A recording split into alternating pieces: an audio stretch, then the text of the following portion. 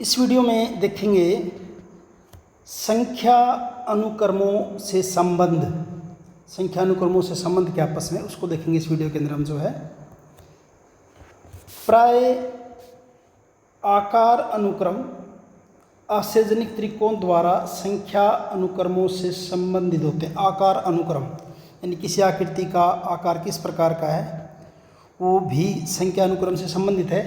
ऐसे संबंध बनाकर अनुक्रम और संबंधित संख्या अनुक्रम दोनों के अध्ययन और समझने में सहायक हो सकते हैं। उदाहरण, समबहुभुजों रेगुलर पॉलीगन के आकार अनुक्रम में भुजाओं की संख्याएं 3 से प्रारंभ करते हुए अर्थात 3, 4, 5, 6, 7, 8, 9, 10 ये तो संख्याओं का अनुक्रम हो गया। गणन संख्याओं द्वारा की जाती है, गणन संख्या से करते हैं।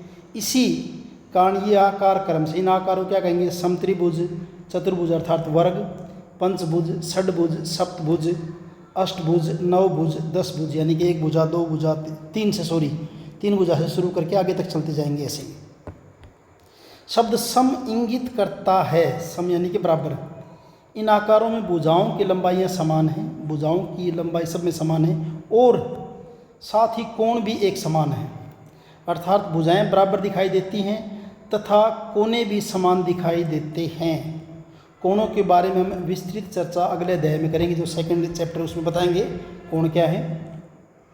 सारणी 3 के अन्य आकार अनुक्रमों का भी संख्या अनुक्रमों के साथ संबंध है। जो सारणी 3 है उसके अंदर जो आकारों का जो अनुक्रम बना हुआ है वो भी संख्या अनुक्रम से संबंधित है। उससे संबंधित देखिए एक क्वेश्चन, आइए पता लगाएं। पहला क्वेश्चन, समबहुभुजों के प्रत्येक आकार अनुक्रम में भुजाओं की संख्या ज्ञात कीजिए। जो हमने पीछे टेबल दे रखी उसका यूज़ करेंगे, जो सारणी थी उसका, कि जहाँ समबहुभुज हैं उनका जो आकार है उस अनुक्रम में भुजाओं की संख्या ज्ञात कीजिए। आपको कौन सा संख्या अनुक्रम प्राप्त होता है ये देखने कौन सा संख्या अनुक्रम आपको मिलेगा। समबहुभुजों के प्रत्येक आकार अनुक्रम में आकृतियों के कोणों के विषय में आप क्या कहेंगे कि कितने कोणे हैं। क्या आपको वही संख्या अनुक्रम प्राप्त होता है, यानी कि जो भुजाओं का संख्या अनुक्रम है क्या वही कोणों का संख्या अनुक्रम भी वही है। क्या आप स्पष्ट कर सकते हैं कि ऐसा क्यों हो रहा है। चलिए इसको देखेंगे, आकृति को देख के वहाँ समझेंगे इसके अंदर क्या है। ये जैसे आकृतियाँ हैं, ये आकृतियाँ दे रखी हैं। इसमें अगर देखें तो त्रिभुज के अंदर कितनी भुजाएं हैं, 1, 2 और 3। चतुर्भुज की भुजाएं काउंट करेंगे 1, 2, 3, 4। पंचभुज की काउंट करेंगे 1, 2, 3, 4, 5। फिर षडभुज में 6 भुजाएं हैं, सप्तभुज में 7 हैं, अष्टभुज में 8 हैं, नवभुज में 9 और फिर क्या आपकी 10। यानी संख्याओं का अनुक्रम क्या बना आपका 3, 4, 5, 6, 7, 8, 9, 10 और ऐसे चलता रहेगा। तो ये तो आपकी कौन सी संख्याओं का अनुक्रम है। ये गणन संख्याएं हैं आपकी, क्या है आपकी ये गणन संख्याएं। गणन संख्याएं जो 3 से शुरू होती हैं, 3 से शुरू होती हैं। यानी कि पहली संख्या कितनी इसके अंदर 3 है, 3 से शुरू होती है। ये तो हमने बात करी किसकी, भुजाओं की बात करी, भुजाओं के अंदर। फिर नेक्स्ट इसने पूछा था भी जो कोने जो हैं उन कोणों के बारे में और बताइए भी कोने के ऊपर कैसी हैं, कोने कैसे हैं। कोने काउंट करिए, त्रिभुज के अंदर 1, 2, 3 कोने हैं, 3 हैं भी। चतुर्भुज में 1, 2, 3, 4 कोण हैं। पंचभुज में 1, 2, 3, 4, 5 ये 5 कोने हैं। षडभुज में भी 1, 2, 3, 4, 5, 6 हैं। ऐसे सप्तभुज में कितने कोणे आएंगे 7। अष्टभुज में कितने होंगे 8, नवभुज में 9 और 10 भुज में क्या है 10। तो ये भी आपका अनुक्रम कौन सा बन रहा है, ये भी तो सेम वही अनुक्रम बन रहा है। क्या बन रहा है 3, 4, 5, 6, 7, 8, 9, 10 और ऐसे चल रहा है। और ये भी आपकी क्या है गणन संख्याएं हैं आपकी, ये भी क्या है गणन संख्याएं जो कहाँ से शुरू हो रही हैं, शुरू हो रही हैं 3 से। तो यहाँ हमने देखा कि भुजाओं की संख्या और जो कोण हैं, जो कोने हैं उनकी संख्याएं क्या है बराबर हैं। और जहाँ कहीं भी ऐसा आएगा आपकी समबाहुभुज होगी तो उसके अंदर भुजा और कोण जितने भी होंगे सारे क्या होंगे आपके समान होंगे। नेक्स्ट सेकंड क्वेश्चन, संपूर्ण आलेखों के प्रत्येक आकार अनुक्रम में रेखाओं की संख्या की गणना कीजिए। तो संपूर्ण आलेख है उसमें, इससे आपको कौन सा संख्या अनुक्रम प्राप्त होता है, क्या आप स्पष्ट कर सकते हैं कि ऐसा क्यों होता है। चलिए देखते हैं संपूर्ण आलेख में जो रेखाएं जो हैं उनका कौन सा अनुक्रम बन रहा है उसको देखते हैं। संपूर्ण आकार में,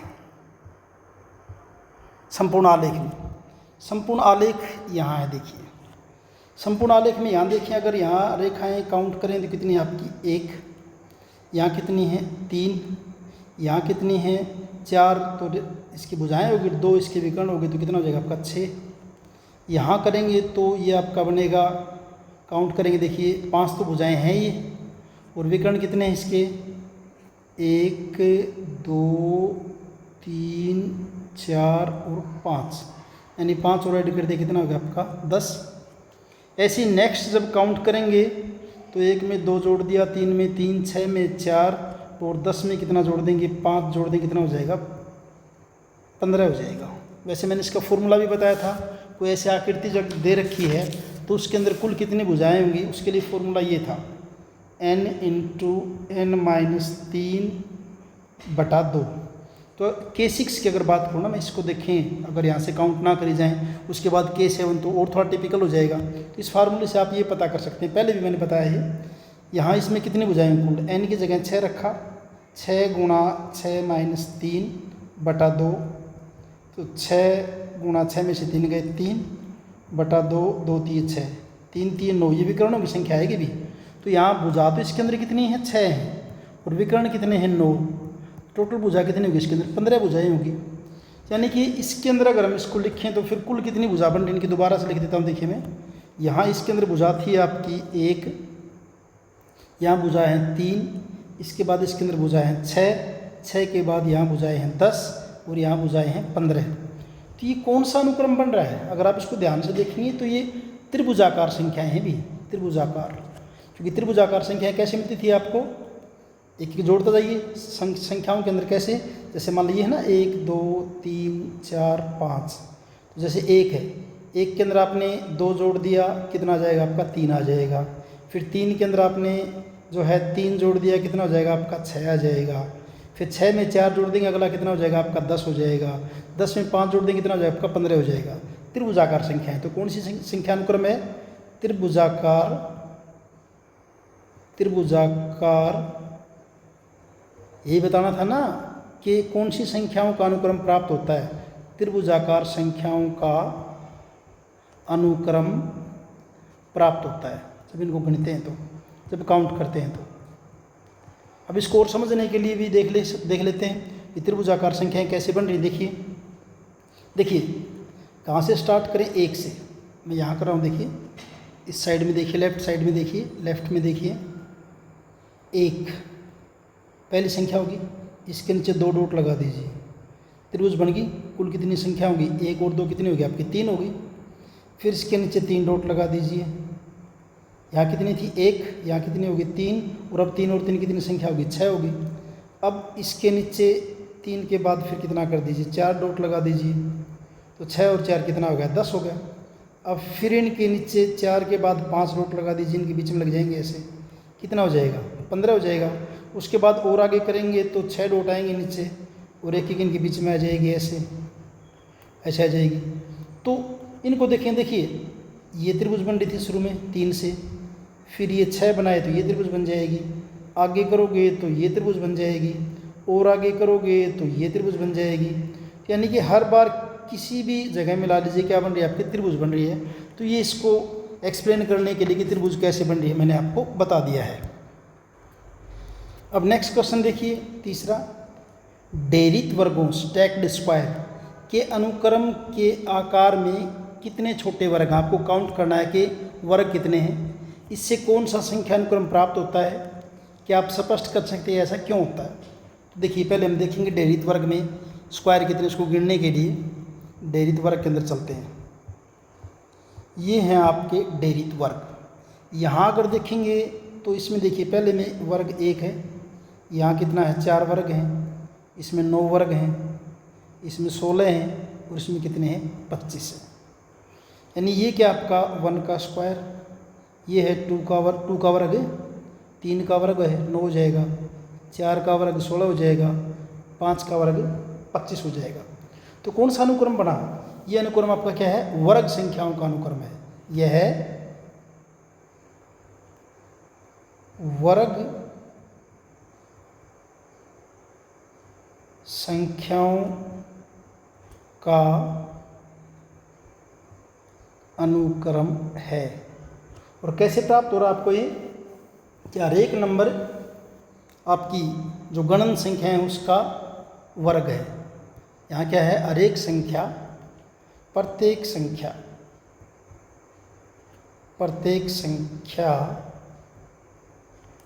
गणन संख्या का वर्ग या प्राकृतिक संख्या का वर्ग है। प्राकृत संख्या का वर्ग है।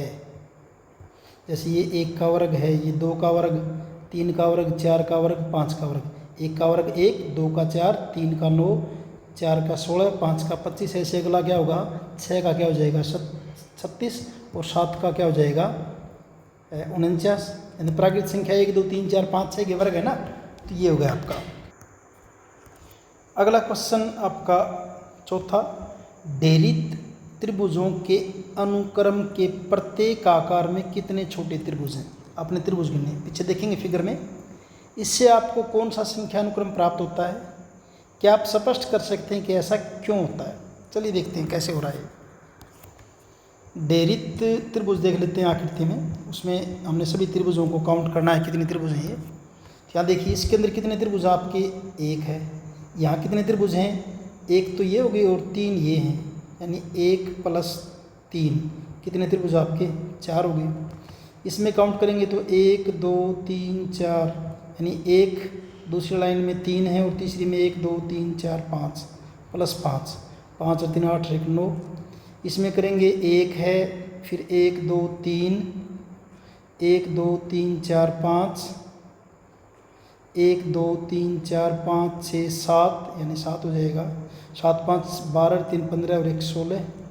यहाँ करेंगे 1 आएगा, फिर 1, 2, 3 आएंगे, 3 के बाद 5, 5 के बाद 7, 7 के बाद लास्ट में 1, 2, 3, 4, 5, 6, 7, 8, 9 और ये आपका बन जाएगा 25 हो जाएगा।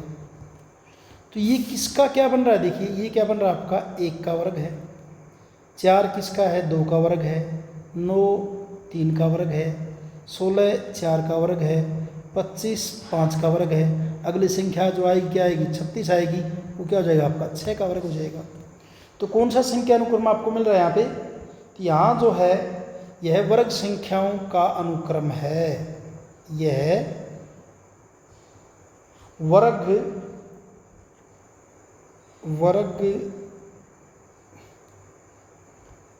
संख्याओं का अनुक्रम है। किसका अनुक्रम है? वर्ग संख्याओं का अनुक्रम है। और प्राकृत संख्या का है ही, 1 का 2 का 3 का 4 का 5 का। कुछ और इसके अंदर करने के लिए अगर आपको देखें ना कैसे नियम आया, तो अगर आपको याद हो तो क्या किया था, जितनी आप विषम संख्याओं का जोड़ करेंगे, कितनी विषम संख्या? 2, तो क्या हो जाएगा? ये 2 का वर्ग हो जाएगा।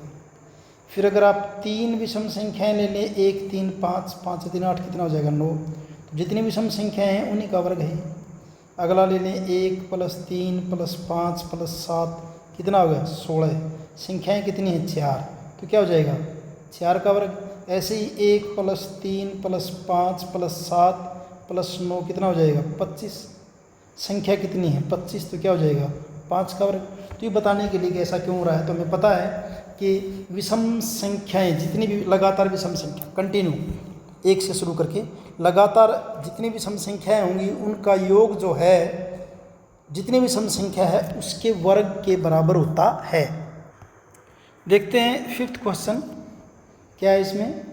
कोच इम कर्ण, कोच स्नोफ्लेक वाले अनुक्रम में एक आकार से अगला आकार प्राप्त करने के लिए प्रत्येक रेखाखंड, जैसे जो भी रेखाखंड ये रहे, को एक गति उबार, जिसको स्पीड बम्प कहते हैं, यानी एक रेखा को इस तरह से चेंज कर दिया कि प्रतिस्थापित करना पड़ता है। जैसे जैसे इसे अधिक से अधिक बार किया जाता है वैसे वैसे परिवर्तन अत्यधिक छोटे छोटे रेखाखंडों के साथ छोटे तथा और अधिक छोटे होते जाते हैं। कोच हिमकर्ण के प्रत्येक आकार में कुल कितने रेखाखंड हैं, इनके संगत संख्यानुक्रम क्या है, यानी कि बता रखा है, हिंट दे रखा है 3 बार है, अर्थात 4 की घात का 3 गुना इसका उत्तर है। यह अनुक्रम सारणी में नहीं है। तो इसकी बात करते कैसे, देखिए ये है आपका कोच हिमकर्ण। इस कोच हिमकर्ण के अंदर क्या है, देखिए अगर यहाँ देखिए ना तो क्या बताते हैं, इसमें शुरू में क्या कहा है कि एक रेखाखंड जो है, जैसे मान लीजिए कोई ये रेखाखंड आपका ये ऐसे, इसको बीच में से तोड़ के स्पीड बम्प बना दिया ऐसे ऐसे करके। जैसे ये रेखा थी, इतनी लंबी दिखा देता हूँ, तो यहाँ एक रेखा थी, लेकिन अब यहाँ कितनी हो गई, 1 2 3 और 4 रेखाएं हो गई। यानी एक रेखा से कितनी रेखाएं बन गई हैं, 4 रेखाएं बन गई हैं। तो कौन सी सीरीज आपको इसमें मिलती है, इसके बारे में बात करेंगे। यहाँ देखिए इसके अंदर कितनी रेखाएं हैं कुल, फर्स्ट में कितनी है, 3 है। इसमें कितनी रेखाएं हैं, 1 2 3 4, यानी कि इस भुजा की कितनी बना दी, 4 बना दी। ऐसे अगली भुजा की 1 2 3 4, इसकी भी 4 होगी। अगली भुजा की 1 2 3 और 4, यानी हर एक भुजा की कितनी साइड बना दी, 4। तो टोटल कितना हो गया, 12 हो गया।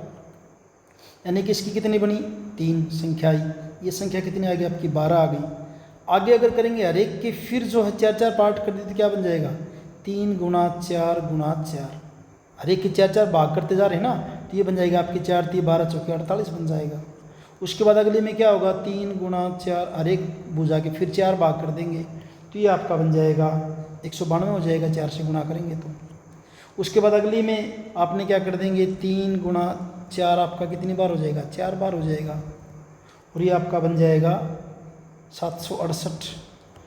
देखिए कौन सी सीक्वेंस बन रही है यहाँ पे, 3 गुणा 4 की पावर 0, यहाँ क्या कर देंगे 3 गुणा 4 की पावर 1, ये क्या बन जाएगा 3 गुणा 4 की पावर 2, हो जाएगा 3 गुणा 4 की पावर 3, फिर हो जाएगा 3 गुणा 4 की पावर 4।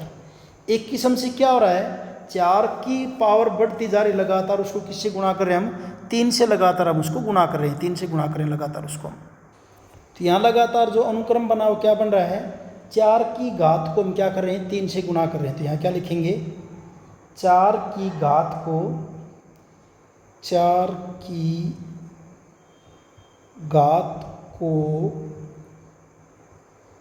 3 से गुणा करने पर संख्या अनुक्रम बना हुआ है। तो ये संख्या अनुक्रम ऐसा है जिसमें 4 की घात बढ़ाते जा रहे हैं लगातार। जैसे यहाँ अगर देखेंगे 4 की घात 0 है, 4 की घात 1, 4 की घात 2, 4 की घात 3, 4 की घात 4, आगे करेंगे तो 3 गुणा 4 की घात क्या हो जाएगा, 5। तो 4 की घात बढ़ती जा रही है, लेकिन हर एक को फिर गुणा किससे कर रहे हैं, 3 से गुणा कर, उस घात को किससे गुणा कर रहे हैं, 3 से गुणा कर रहे हैं। तो इस ढंग से वीडियो आपका ये कंप्लीट है। वीडियो अच्छा लगा है तो लाइक कीजिए, अपने दोस्तों के साथ वीडियो को शेयर कीजिए। मिलते हैं अगले वीडियो में। Thank you.